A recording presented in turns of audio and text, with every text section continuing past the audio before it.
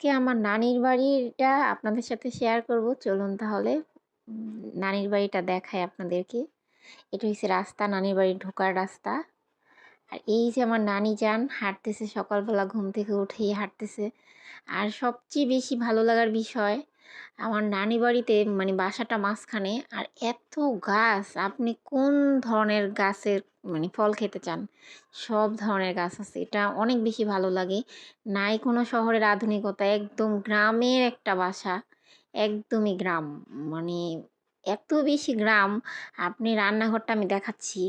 রান্নাঘরটা দেখলে বুঝতে পারবেন যে পুরাই আগের, মানে এখনের গ্রামে কিন্তু রান্নাঘরগুলো অনেক সুন্দর, কিন্তু আমার নানি বাড়িতে ওরকম না।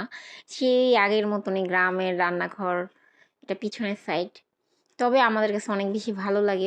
নানিদের অনেক বিশাল বাড়ি, মানে এটা অনেক বড় একটা জায়গার মধ্যে বাড়িটা।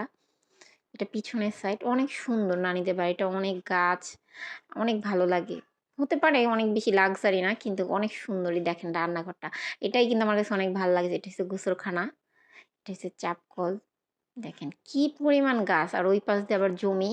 মানে এখান দিয়ে ওয়াশরুমের পাশে আবার ওই সাইডটা জমি।